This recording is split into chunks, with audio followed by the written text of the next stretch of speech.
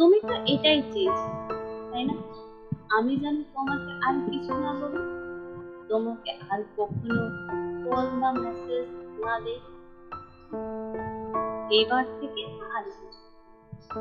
তুমি কোথায় যাও, কার সঙ্গে থাকো, এসব কিছু জানার চেষ্টাও করো। তুমি এখন সারাদিন মেসেঞ্জারে থাকো, ঘন্টার পর ঘন্টা অন্যের লাইফে গিয়ে বসে। তোমার নতুন মানুষদের নিয়ে তুমি খুশি থাকো।